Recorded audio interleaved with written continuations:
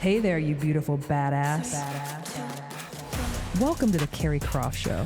I'm your host, Keri Croft, delivering you stories that get you pumped up and feeling like the unstoppable savage that you are. So grab your coffee, put on your game face, and let's do this thing, baby. Ready to elevate your self-care game? Boss Gal Beauty Bar is a modern med spa offering everything from cosmetic injectables, lasers and microneedling, to medical-grade facials and skincare. Conveniently located in Clintonville, Grandview, Powell, and Easton, making self-care a priority has never been easier. Use code CROFT for $25 off your first visit. Summer's coming in hot, but is your skin summer ready? Fine lines, sun damage, melasma. If these are cramping your vibe, the Moxie laser at Donaldson will leave you glowing. Nervous about lasering your face? I tried Moxie and it was quick and gentle, perfect for first-timers and all skin types. And my results? 10 out of 10. And if you're a first-timer at Donaldson, mention the Keri Croft Show for $100 off your Moxie treatment. Don't say I've never done anything for you. Some people, you get them in here and they're like, oh, what the fuck's happening? All of a sudden, I'm nervous. I'm like, why are you fucking nervous? I'm a knucklehead. You're a knucklehead. Let's just like have a chat, right? I love so it. Anyway, we are here to have fun, to get to know each other. Let's do and it. the fact that there are cameras here, that's just all secondary. Awesome. Oyauma Garrison, you handsome, I don't even know what just walked in a suit. Welcome to the Keri Croft Show. Well, thank you for having me. I'm excited about this. I'm pumped. I like your energy. Oh, hey, same. I'm feeling it. I'm feeling something happening it's here. It's the whole aura thing, There is an aura. Right? And then you see my Tupac, and you just told me that your cousin, this is going to hijack the whole show. Oh, my gosh. Very first thing when I saw, and I sat down and I saw the picture of Tupac, and I was like, you've got to be kidding me. So I am born and raised in Baltimore, Maryland, and so my cousin actually went to school with Tupac. He was a few years ahead of me. And so at Dunbar High School, Paul Laurence Dunbar Community High School, you got to say it that way, right? Sort of like the Ohio State University. And then he also went to the Baltimore City School for Performing Arts. And so one of my cousins was actually good friends with him way back in the day, and also knew Jada Pinkett for a period in time. So yeah, it's wild. I love it's that. Wild. So you would pick Tupac over Biggie then if I made you pick one? You know, the lyrical genius that comes from a man like Tupac and his life's experience and what he was trying to educate people on, you know, no matter what your position is, I mean, the man was gifted. Big time. Absolutely gifted. Now, Biggie, different dynamic, right? I view that more as a club vibe and scene, whereas Tupac was a poet. He was a prophet in my mind. Touche. Touche. He's my man. Yeah. Like right now in my head, I'm like, still I see no changes. All I see is racist faces. Wake up in the morning and I ask him. It's right. It's like, you know, like he was on the grind. Could you imagine Tupac alive today I can. in this current climate? Well, yes, and I wish he was alive. Ooh. I still miss him. Can I tell you this? How many photos I have of Tupac in my house? How many? Probably 4 or 5, like more than my children. Wow. Wow. I'm a different breed. I love it. You know what I'm saying? So, Oyauma. Yes. Before we get swept away in each other's energy, you are the CEO of Maryhaven. Yes. You're a big old CEO, huh? You know, it is a gift, and it is certainly a humbling opportunity to be able to serve in such a capacity, because the reality is, when we think about substance use disorder and mental health, most people don't want to talk about it. And so the ability to serve for an organization that has had a legacy, now standing for 72 years in this community doing, I like to say, God's work, right? This is an opportunity to reach out and help people get their lives back on track. Well, guess what? Most people don't want to talk about it. Back in the day, that cousin would have stayed in the back room. That family member would have never had anyone talking about them and likely would have never pursued help. So the ability for me, a corporate guy, to come into the nonprofit space and to be invited into the nonprofit space, to be able to use the platform and to articulate what it means to release and free yourself and go and get help, Absolutely. The title is the title. It's the work that matters more. Amen. Did somebody transport me to church? What? I mean, where am I? I just got, I don't even know. I'm like swept up in this man. I am swept up in you. And I think that, you look at your background, right? Yes. You came from poverty. You didn't I have did. anything. And so you having that background, yeah, oh my gosh, you brought The it. very we were last going to food talk stamp. about this. So this is the last food stamp Very last that you food had stamp. when you were how old? So that was 1987. So, gosh, I would have been roughly about 13-ish. Now, did you bring that from this? Did you always keep that with you, or did you bring that? So I brought it today just because for me, when I go out and I talk on various topics and knowing that we would likely have a conversation around my upbringing, I like to remind people, just because, as you asked a question earlier about being the CEO, just because you see people in their current setting, it doesn't always mean you know their story and you don't know their backdrop, right? And so for me, I came from nothing. I came from needing a handout to being in a position where I can help other people. I like to say it's like that moment in Hamilton when they talk about being in the room where it happens. So I've gone from being on the outside, not ever knowing anything about that room, to now being in that room. And how much better does that make you being in the room? It keeps me grounded. It helps me understand how I can better help people. Yeah. And it helps me stay connected. And to the same accord, I understand the struggle. So for me, absolutely. So I had to bring it. Yeah, I Had love to that. bring it. So take me back a little bit when you were growing up like that and you were on food stamps and you didn't have a pot to piss in. Yeah, so I come from a single parent household, right? So I want to be very clear. That's not every African-American male story. But I did come from a single family household. My mother graduated, well, I shouldn't say that. My mother had her first kid, my oldest daughter, my oldest sister, when she was 16. And so she had to drop out of high school, eventually went back, got her GED, and then had me at 20, and then decided that she needed to keep doing that one thing that no one could take away from her, but also instill in her kids, and that was education. So she went back, and she got her bachelor's degree. She got 2 master's degrees, including an MBA, and she was a few credits away from a PhD, but she was raising 2 knucklehead kids. So she showed us a path. And, almost intentionally, when you think about going back, I grew up in Baltimore in the height of the crack epidemic, the height of poverty, the height of just joblessness for some people. I mean, the city was thriving in certain areas, but in others, it was not. And it was so easy for a young man like me to fall victim, to fall susceptible to what was happening at the times. But I had 5 people that I owe my life to. 5 people. That is my mother, who kept me away from things and kept me out of things. My uncle, Alfonso Stith, who served as my surrogate father, even as he was coming up as a young man.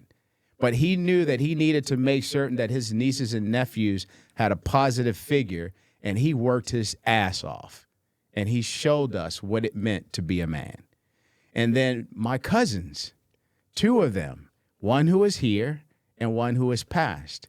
And my oldest cousin, Johnny Stith, who he will tell you, he felt susceptible to the life.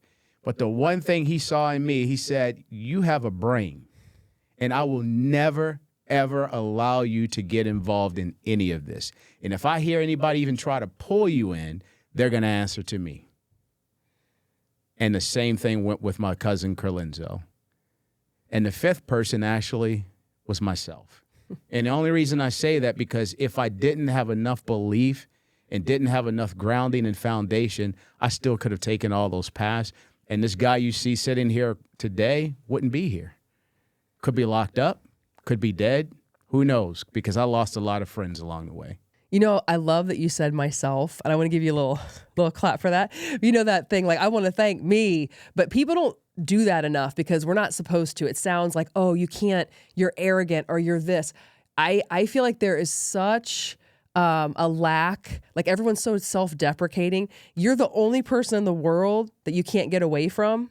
So like you need to be giving yourself some accolades and holding yourself accountable and thanking yourself when you deserve it. So I love that you said yourself. You gotta take some level of ownership. I think we pass it off too much, and it's okay to say, you know what, I did that.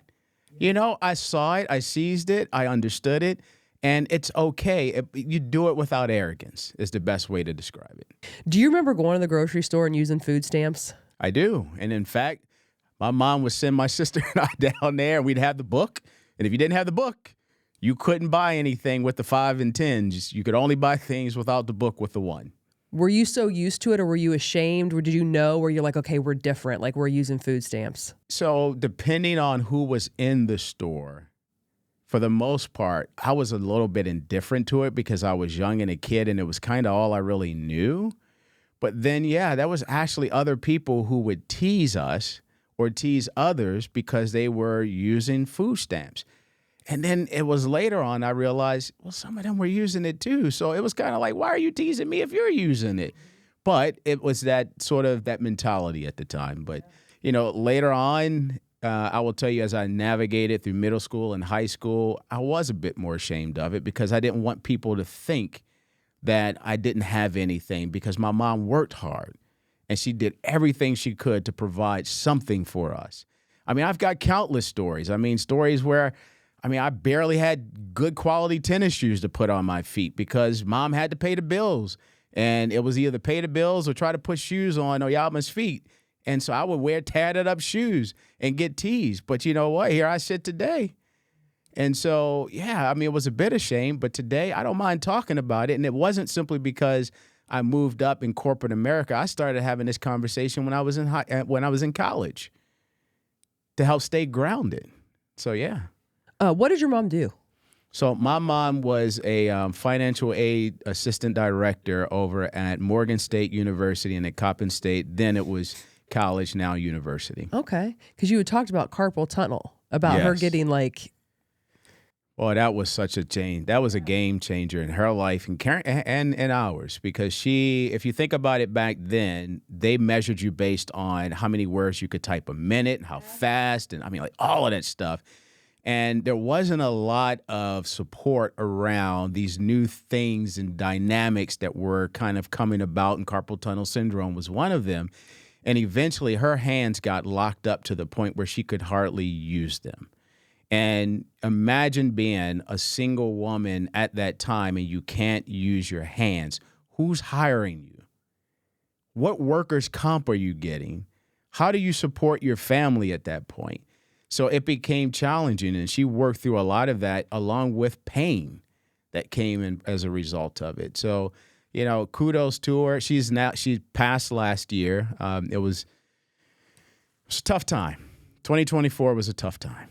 That reminds me of another Tupac song. Dear Mama, you are appreciated.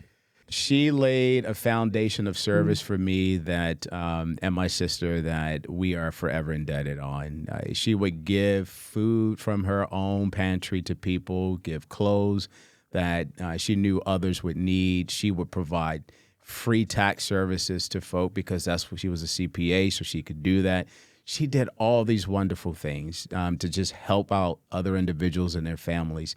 How can you not get that in your heart and try to carry that on? And now here you are today. Here I am. With this type of background, all the empathy and understanding. You have such a great lens to be doing what you're doing. So you have the corporate America background. You came up with nothing. I started from the bottom. Now we're here. I just keep going back to the hip hop. I can't stop. It's like a thing. And so, you know, do you feel like you could not be in a more perfect position right now to serve people in such a great capacity? Yeah, there are moments in life. We're all going to have them. And so for me, sometimes you're moving through life and you may forget. And then there's a moment that happens that recalls it. For me, the reason I sit here in this seat today on the nonprofit side, and in particular at Maryhaven, I will say it's twofold. One, prior to even really looking into the work at Maryhaven, after I received the call about the opportunity, I never even really thought too much about my life's experience on my father's side. So by the time I got to know my father, which was much later in life, I'd come to learn so much about the addiction that he struggled with. But as a kid, I did have some generalized interactions. And in those interactions, when he would pick me up and we would go to places, sometimes it was the AA meeting. But I didn't know what it was. I knew the AA prayer, and I thought that was the Lord's Prayer, right? But because that was what I was exposed to.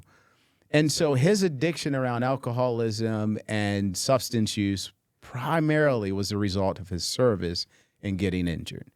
And it ravaged his life. I really didn't truly get to know the man until the final years, but by that point, it was too late. His body, his internals had already been so beat up from alcohol and drugs that in my freshman year of college, that May, he passed away. So I had to go back and bury my dad, even though he was sober. Was he so remorseful? Did he have talks with you about just wishing he could get that time back? Absolutely. I mean, he was so incredibly proud of me. I mean, on his deathbed, which I can still envision going over to my grandmother's house and standing by his bed, and I told him, I said, Dad, I want you to know your son is doing great in college. Here's where I'm at. Here's my GPA. Here's what I'm involved in. And I saw the tear come down his eye because he couldn't speak at this point. And so I saw that. And as a young man, that just energized me while at the same time continued to just ground me in the future. And so I share that story freely today. But if you would have asked me this 10 years ago, I probably would not have shared as much of it because of stigmas, because of thoughts around it, and then candidly just not really linking it back to who I am and what I'm trying to do in my life's journey. Martin Luther King said it best. We are not here for self. We're here to help other people. No one cares about the 80 hours you put in. No one cares about the millions you made. They want to talk about the impact you made on other people's lives. That's the living legacy and story. And so for me, that's what I'm aspiring to do. And then the other catalyst, I'm not going to go into great detail on today because then we'll all be in here crying. But the other catalyst was my daughter, my oldest daughter, and what happened to her in 2016 when she lost her life in Nationwide Children's Hospital, which I'm so forever indebted to them, was able to get her back. But that moment was a reflective moment, again, on what's most valuable. What are we really trying to achieve and do in this life's journey? And I got to tell you, both of those things, leading into the nonprofit sector, knowing that I could make so much more in the for-profit sector. But here, every day, Keri, I wake up and I know I'm doing some good. Every single day. You can't pay me enough because I know that I am impacting someone else's life in a positive way by just simply helping to move the strategy forward, move the organization forward, clear hurdles and paths for people who want to live their passion and their legacy, and that is to just do some more good. So let's talk Maryhaven. I mean, I know there's an opioid epidemic. I know fentanyl, like the world's turned. It's crazy. What are we seeing there? What's happening? Give me the current sort of dynamics and state of the environment. Yeah, so when we think about addiction, we tend to think the illicit drugs, and then certainly the fake pills and everything that's out there. The biggest challenge with fentanyl is knowing that at one point it was created for true medical reasons and still is prescribed for true medical uses and reasons.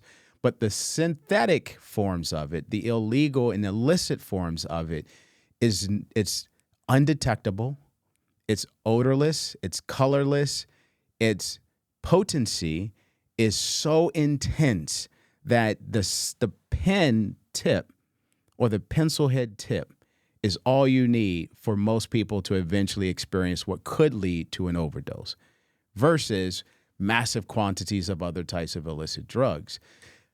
Well, you would think it would stop there, but it doesn't. So we now have people who break into veterinary clinics and other types of places to try to find xylazine, which is an animal tranquilizer, which is almost 1,000 times more potent than fentanyl. And when they use it and they mix it and inject it into their system, it creates necrosis at the site of the injection, which means eventually that part will start to blacken, darken, and or could eventually just completely decay and could lead to death. Why are people doing this? Part of it is they're battling mental health challenges, and they use substances like fentanyl and other types of opioids or marijuana, and for some, right, not everyone, they use these things to mask the mental health issues that they're facing. And the same thing with alcohol. And what we find and what we know, because outside of the hospitals in Central Ohio, there's only one other place anyone can go to if they are in massive alcohol withdrawal, and that is Maryhaven, because it's deadly. To go through detox for alcoholism is deadlier than going through detox for substances otherwise. And we raised our hand to do it. And we do it incredibly well. Why is that important?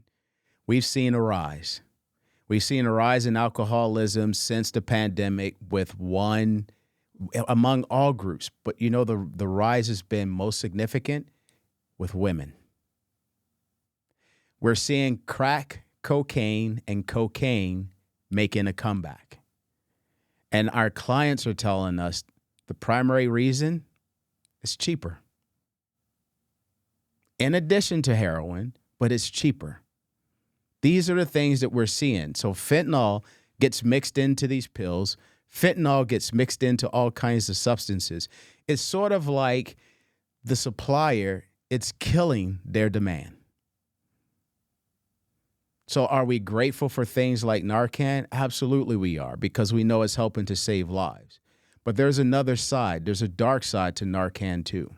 As much as it is saving lives, it's empowering a small percentage of them to try to get to the next level of their high because they know Narcan is nearby. So it can like X out what they're doing. It can, but it's all dependent. They're taking a real serious gamble and risk. And so when we think about substance use and mental health, even at Maryhaven, you know, most people know us for alcoholism, illicit drug detoxification, sort of dual diagnosed with mental health, but we also do gambling and gaming.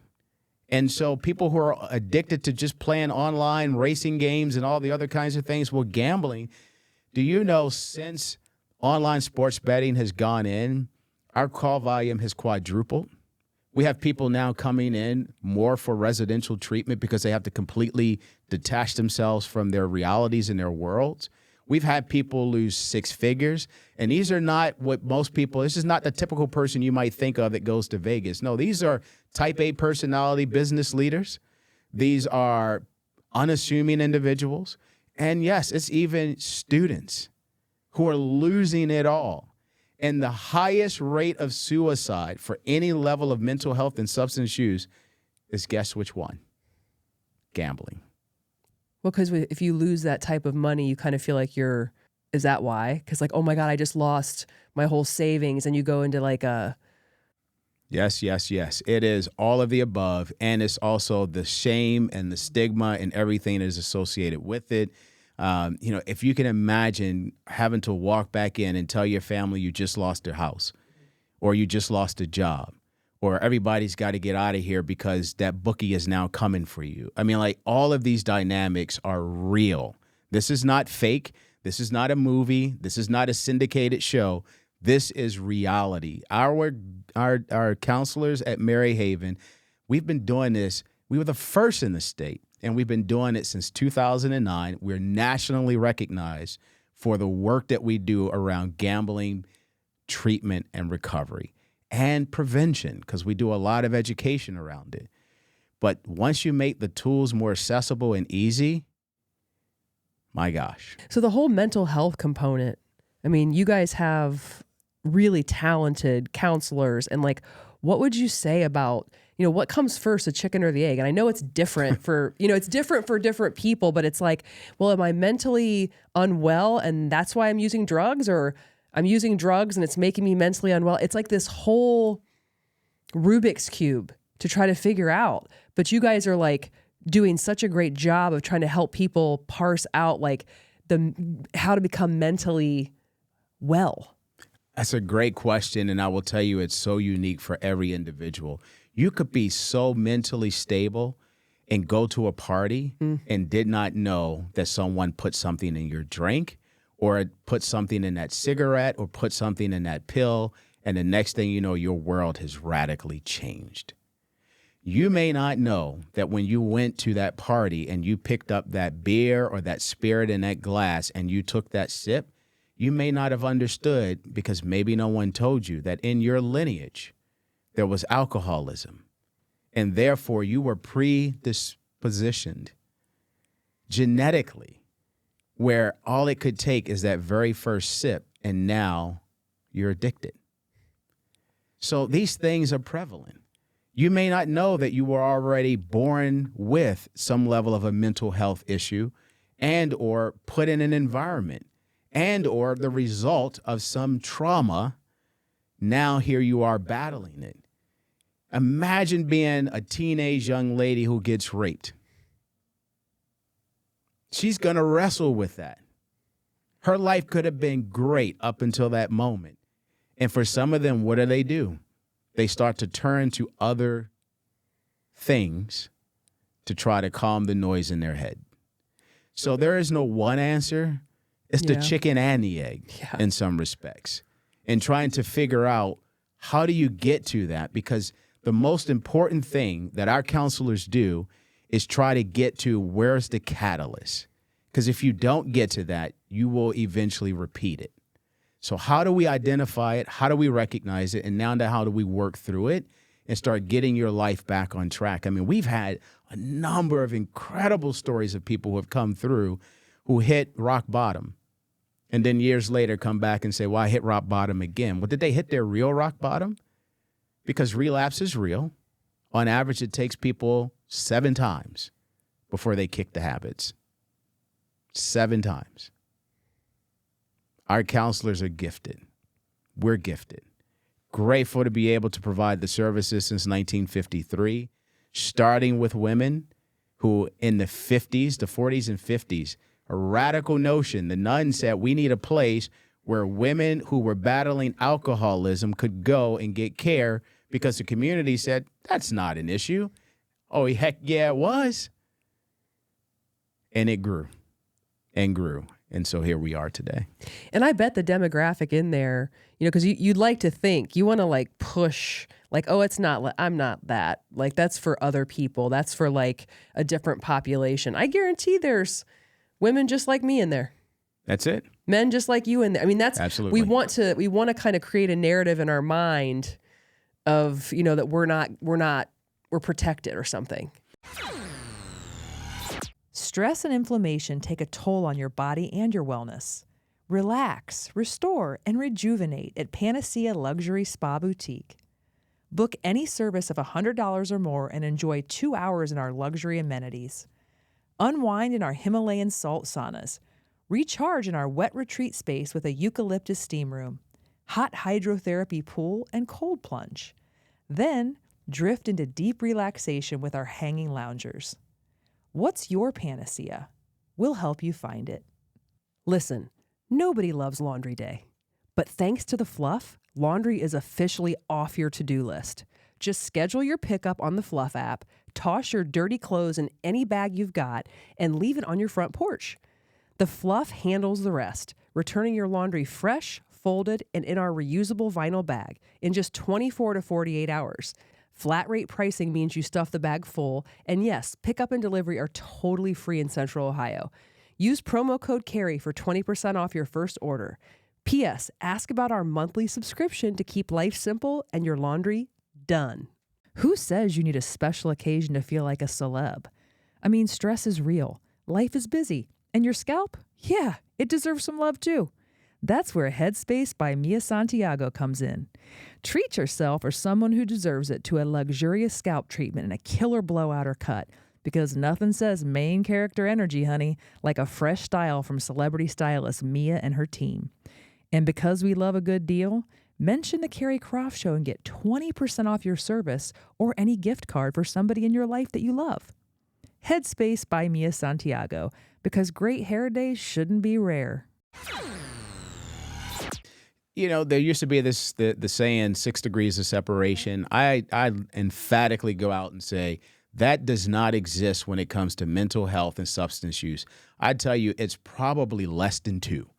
And if you don't know the person in your family, then it just means you don't know. But I'm going to tell you there's probably someone, whether it's your immediate or your extended family, that is dealing with one of these 2 value propositions. Neighbors, co-workers. I've talked to people who told me I was a functioning alcoholic at work. No one knew it. I knew exactly how to hide it and where to hide it and what to drink so you couldn't smell it. Imagine that. Which this whole not being able to smell it, like even like vodka, you can smell that shit, don't you think? Well, it depends. It depends. There are some people who are really gifted in knowing how to cover some things up. Maybe I got a good sniffer on me. I'm like, I don't know about that. I smell a little something. Yeah, I mean, for some, that is true. Some of that's true. But you also got to think about the times, too. Back in the 60s, 70s, and 80s, it was acceptable to have a drink when you would go out at work. The 90s, not so much, and certainly not now if you're during the work hours. So they started to find ways. You may smell it if it's pure vodka, but what if they watered it down? True. And most of them know how to navigate tequilas and vodkas and other kinds of things to water it down to the point you don't smell it. That's true. Now, what about you personally? Did you ever struggle with any kind of addiction? Most people know me as my addiction is running. So I was going to get to that. You've clocked a lot of miles. A lot of miles. But I will say personally, no, I do not have an addiction, but I empathize and sympathize because of what my father went through and what I've seen some other family members and friends go through. But I am not addicted, but my addiction is running. But are you a hard stop? Like, will you have you have a bourbon every once in a while? I am also known, and so I've had this conversation many a times just to help people better understand. Yeah. There's a line between those who can consume with great responsibility, and then there are those that the minute they have the drink, their body and their mind and spirit is totally into that alcohol or whatever it happens to be. So yes, I am known for having a good bourbon on occasion. It's one of my go-tos if I do go out and have a beverage. But I also recognize that I am very much sensitive to the work that we do and ensuring that people understand that it's okay to do things with great moderation and responsibility. Yeah. But also being sensitive in some respects to the plight that others are going through. So running is like your... Oh my gosh, yes. If you couldn't run, you'd have some problems. You'd be you have to figure out mall walk or something. Let's just say I ended up with COVID twice. I still ran. Yeah. I had a couple of things where it was just the stressful moments. I still run. It is literally a great release for me, but it's also been like this. When I say it's an addiction, I get the runner's high, as most people would say. So when I complete a marathon, there are moments, and I laugh about this with people. I say when I'm running a marathon, depending on how I'm feeling for it, there's moments I'm like, oh man, this is going to be great. And then I can get to mile 18 and be like, this totally sucks. And then when I get to 26.2, I'm like, sign me up for the next, right? So, I mean, it's truly an accomplishment. It feels good. It's the one thing that I know that I can do that benefits me and myself and helps me feel good, stay in good shape, all those wonderful things. But I also have come to learn can be a bit of inspiration for others, because I do know that there are other people who watch me, other people who have taken up running or at least have gone out and started walking or have taken a different look at their health because they said, he runs every day. Do you run every day? Every single day. 7 days a week? 7 days a week. What time? So it varies. Most times I will run in the morning. Sometimes I will run in the evening. It just depends on what my day will look like. And I will usually run about a 5K a day. It just depends, and much longer on the weekends. How much longer on the weekends? On the weekends, I can get up to 20 plus miles a day. Okay. So I'm going to challenge you. All right. Okay. So where's the strength training? The strength training. So core is not my strongest yet. So you got gotta work on that. You know, you needed some weights. Yes. So for all the runners, I love this running for you. I love the cardiovascular. I love it. But you got to get some strength training in. You got to start throwing up some weight. That's true. So for a period of time I was, and so this is my excuse, and excuses we know are like assholes. Everyone's got one. Bingo. Yep. So being busy, and so I've got to start integrating more time in. So I'm actually a part of a group with one of my fraternities, and everybody encourages each other and talk about what you got to do in terms of strength training, core work, exercise, and so forth. So I've taken some of that advice. I just got to apply it a little more. I'm gonna push that on you. I'm telling you, especially as we age. I mean, you're still young. Thank you for that too. But listen, I mean, the strength training, and it's great for your brain. Yes, it is. Obviously, just like the balance, the agility, muscle mass, bone density, you gotta, throw that in there. That's true. That is true. You didn't know I was going to try to school you on you're like, look, listen to me. I'm running all the time. I'm great. I'm like, you gotta mix that shit up. I am totally open to good advice and reminders because you're absolutely right. I mean, good, solid runners, they have strength training in their program. Now, do you get any injuries anywhere? How are your knees? How are your ankles? So very early on, everything hurted when I first started running because the body is adjusting. And then for a period in time, I was okay. And then on occasion, something would start to feel a little wonky. And to your point a little bit earlier, most of the times where my body would say, hey, you're not doing what you're supposed to do, it's usually because I didn't do my stretching before or my stretching afterwards. It's like I just went out, I ran, and then jumped right into whatever it is I was going to do for the day. And so those things can eventually catch up to you. And that has happened to me on a couple of times. The thing with me is I'm a consistent runner. So there's periods and times where I've run like 14, 15, 16 marathons a year. So training wise, I'm always in shape and in mode for it. And so I try to maintain that. So it has reduced the level of injury because I've always been in active mode. Are you single? I am engaged. Oh, okay. You're betrothed. I am engaged. And so, I was married for 24 years. My ex, she is an incredibly lovely person. She is gifted intellectually. She's done a lot. We have 3 wonderful kids together. An amazing, amazing human being. But like anything else, life journey, sometimes it just diverges. And so for us, there was a divergence.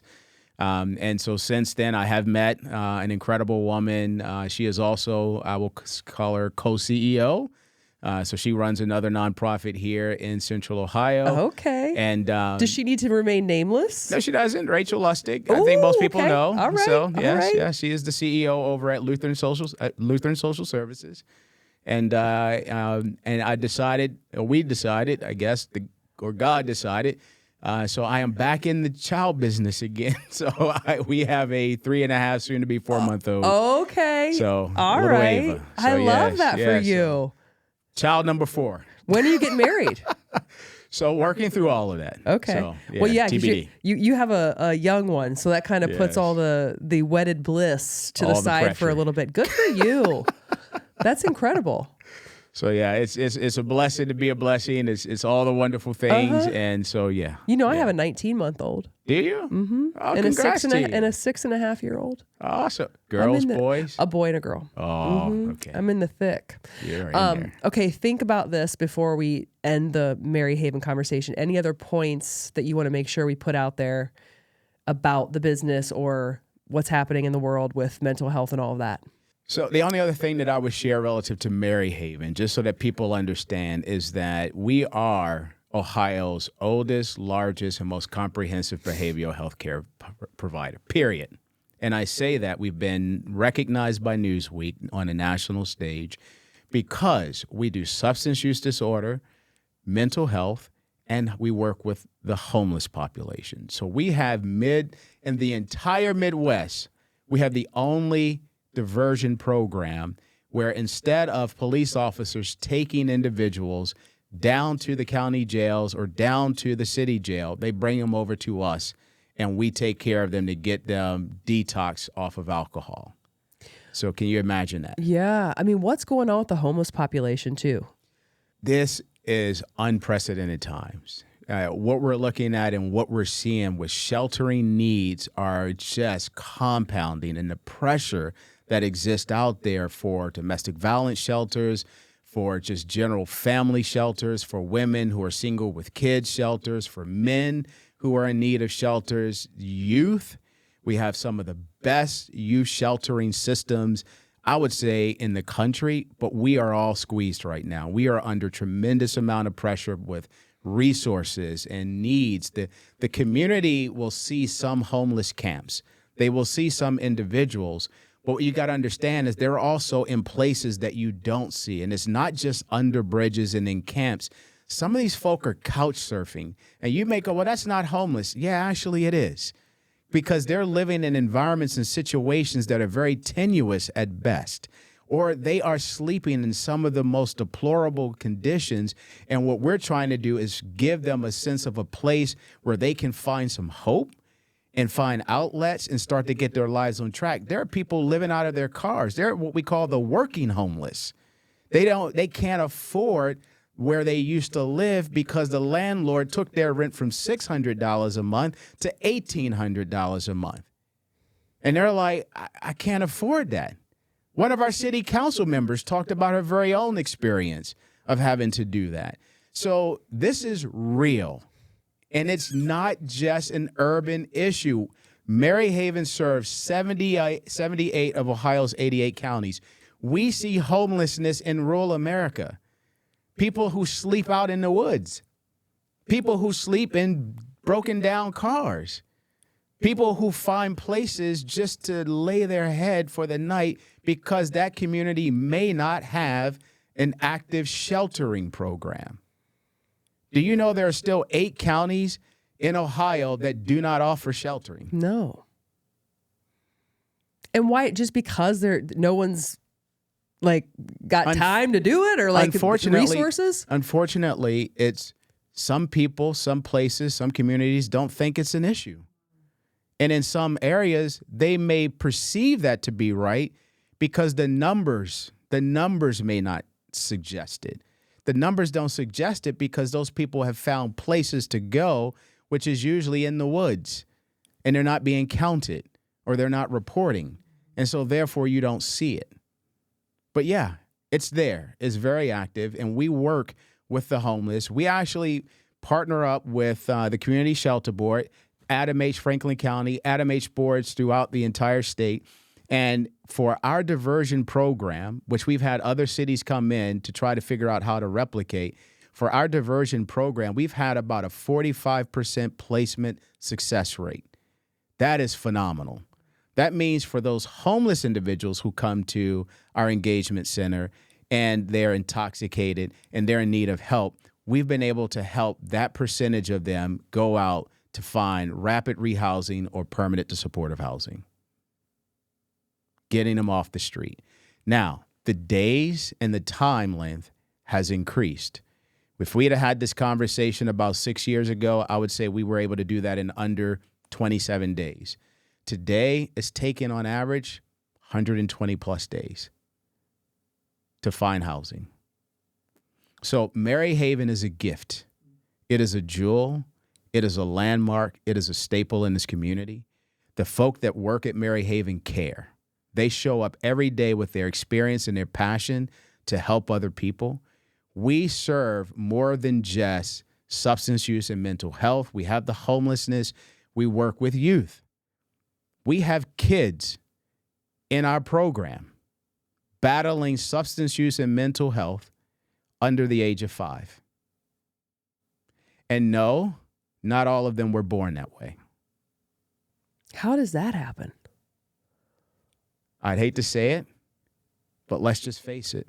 Not everybody's going to be the best in their situations. And they end up exposing their kids to things that they shouldn't. Like what percentage, like how often do you see that? More than I care to say. Jeez, you guys are doing the Lord's work. Maryhaven truly is. I mean, thank you. It's unbelievable. And I think everyone just needs to, know it and see it and help. And Contribute. I don't know. I sit here and I think to myself, you know what I'm thinking? Of course I'm thinking about me. It's all coming back to me. Why am I not doing more? How can I help? I need to go to the open shelter. My friend Molly is always doing the lunches. I'm like, what we can all do so much more. Like that's one of the great parts of sitting with someone like you. It's like such a reminder that we are all so capable and able to serve and help. And why are we not?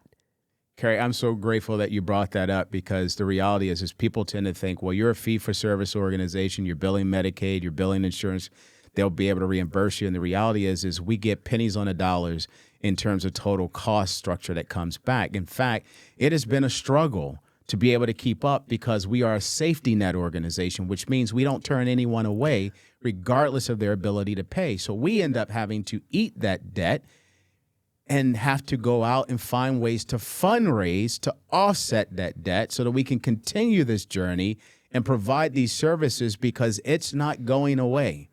As much as I'd love to say we'd love to close the doors of Maryhaven because there's no longer a need, there's always going to be a need. There are stressors in this world that put people into a mental health or a mental illness status. There are always going to be people who are going to go out, have themselves a good time, and not realize some idiot did something to their food or their beverage, and now they're wrestling with that. These things are realities. And so we need help at Maryhaven. We need resources. We need people to come and volunteer. We've had groups from many organizations, Nationwide Insurance, you name it, that have come in and volunteered at our program where we house our women and families. They go in, they read to the kids. We've had elected officials come in, talk with them, like literally sit down and help advocate for their needs. So we need folk to just give a damn. I'll come in. I welcome you. You tell me what I need to do and I will come in.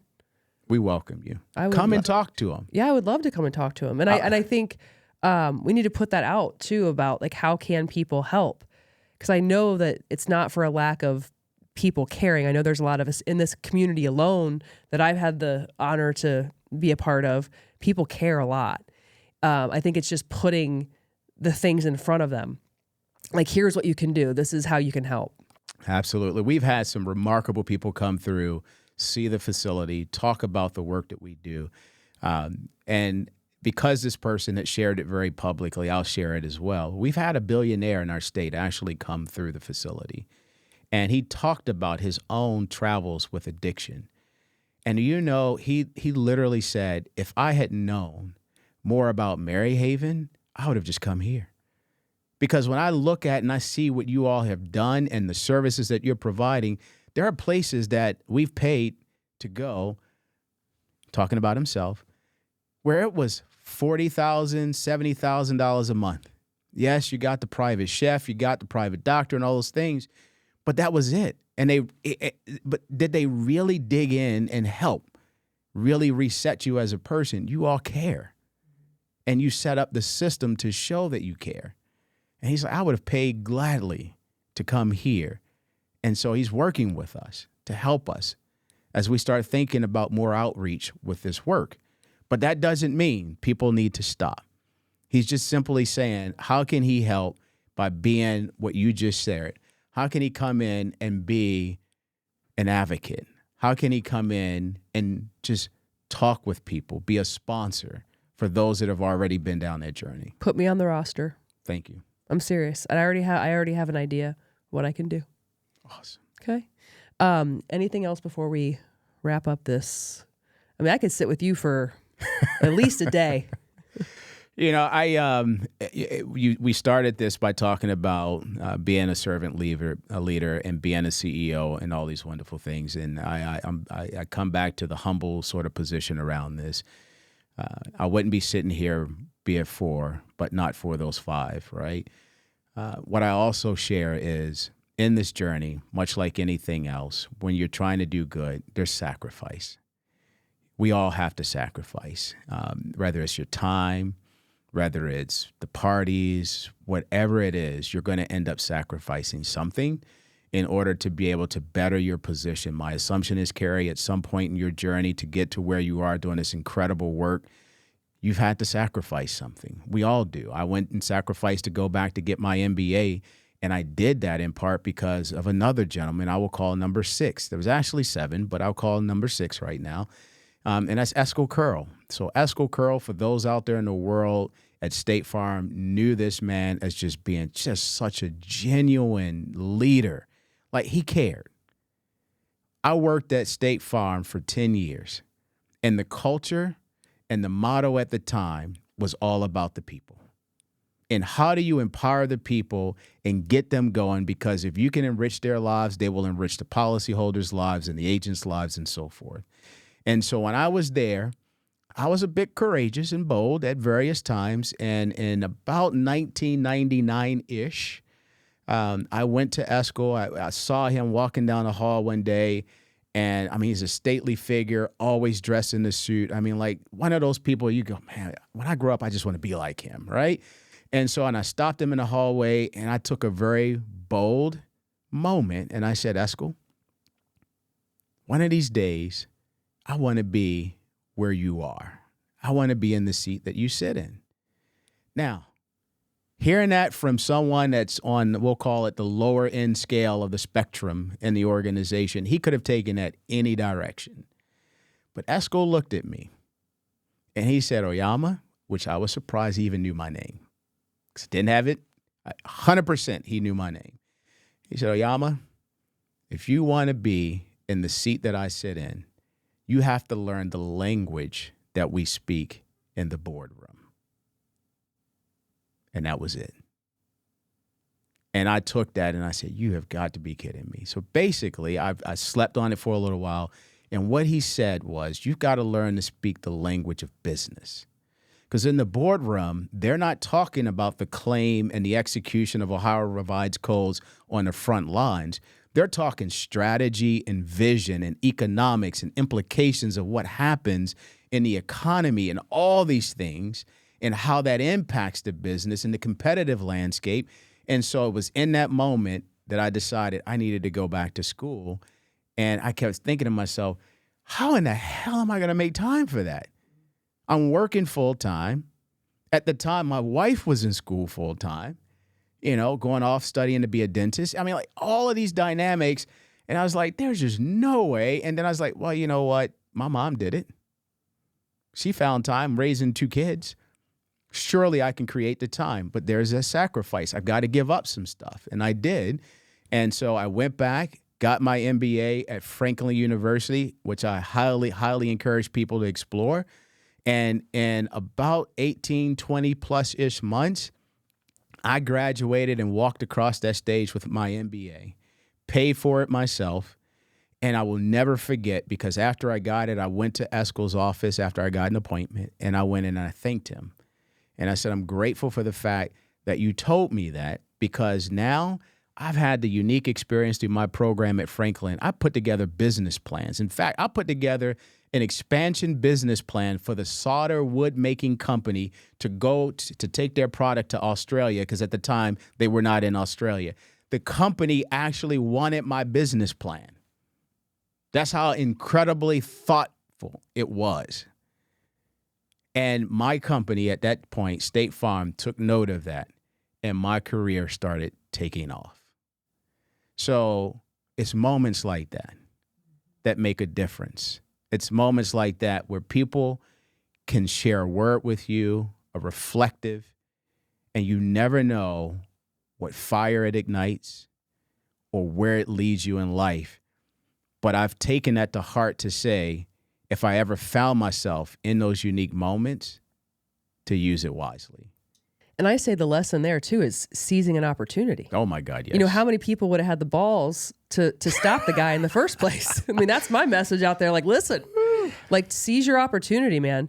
When you have the chance to stand out or make a difference or, put yourself out there, differentiate yourself, take it. That's what you did. I seized the moment. It put me on radar. Put you on the map. I did what I needed to do, and I equipped myself. And I will tell you, I have not looked back since. It has been a wonderful, wonderful journey. Grateful. I love Absolutely that. Grateful. Well, I'm grateful that you came in to share this with me. I am just ready. I'm ready to go. I don't know what I'm going to go do, but I'm ready to go do it. Seriously, thank you. Thank you, Keri. Thank You're you gonna for be all seeing you're me at doing. Maryhaven. Trust me. Absolutely. I'm telling you, it's going to happen. And if you're still out there following your girl, follow me on YouTube, Spotify, Apple, or wherever you get your podcasts. And until next time, go, Google Maryhaven, go to the tab where it says volunteer opportunities. We'll put some stuff out there too. And let's help these folks and keep moving, baby. Thank you. And go listen to Tupac.